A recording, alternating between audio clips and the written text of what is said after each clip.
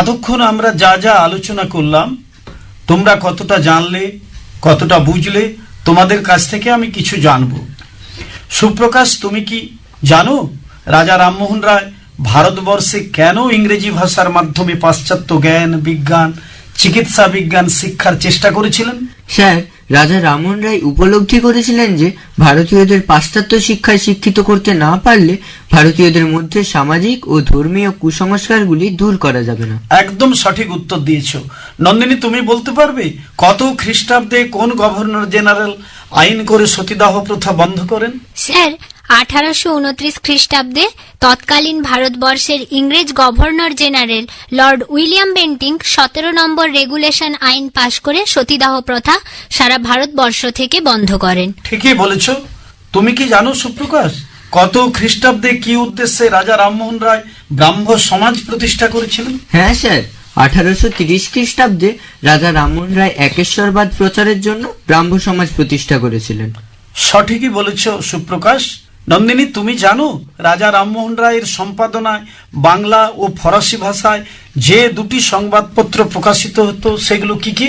Sir, রাজা রামমোহন রায় সম্পাদিত বাংলা ভাষায় প্রকাশিত সংবাদপত্রটি ছিল সংবাদ কৌমুদী, আর ফরাসি ভাষায় প্রকাশিত সংবাদপত্রটি হল মিরাত উল আকবর। একদম সঠিক উত্তর দিয়েছ নন্দিনী। সুপ্রকাশ, তুমি কি জানো রাজা রামমোহন রায়কে রাজা উপাধি কে দিয়েছিলেন? হ্যাঁ স্যার, তৎকালীন ভারতবর্ষের মুঘল সম্রাট দ্বিতীয় আকবর রামমোহন রায়কে রাজা উপাধি দিয়েছিলেন। সঠিক বলেছ সুপ্রকাশ। নন্দিনী, তুমি কি জানো 1828 খ্রিস্টাব্দে রাজা রামমোহন রায় কর্তৃক প্রতিষ্ঠিত ব্রাহ্মসভা প্রতিষ্ঠার প্রধান উদ্দেশ্য কি ছিল? জানি স্যার, রাজা রামমোহন রায় কর্তৃক প্রতিষ্ঠিত ব্রাহ্ম সমার প্রধান উদ্দেশ্য ছিল নিরাকার পরম ব্রহ্মের উপাসনা। আজ আমরা এতক্ষণ যা যা আলোচনা করলাম, শেষে এটুকুই বলতে পারি, 19 শতকে বাংলা তথা ভারতবর্ষে পাশ্চাত্য শিক্ষা সংস্কৃতির প্রভাবে শিক্ষা, সমাজ ও ধর্মক্ষেত্রে যে বিভিন্ন সংস্কার সাধিত হয়, শিক্ষার ক্ষেত্রে অভাবনীয় উন্নতি ঘটে। এই সময় ইংরেজি ভাষার মাধ্যমে আধুনিক পাশ্চাত্য জ্ঞান, বিজ্ঞান, চিকিৎসা বিজ্ঞান, ভাষা সাহিত্য, নারী শিক্ষার প্রচলন হয়। বহু মনীষীর উদ্যোগে সামাজিক এবং ধর্মীয় ক্ষেত্রে কুসংস্কার দূর করার জন্য বহু পদক্ষেপ নেওয়া হয়। আর এই সমস্ত সংস্কারগুলির আন্দোলনের ক্ষেত্রে অগ্রদূত ছিলেন রাজা রামমোহন রায়। তাই তো রবীন্দ্রনাথ ঠাকুর রাজা রামমোহন রায়কে আধুনিক যুগের সূচনা করেছেন বলে বলেছেন।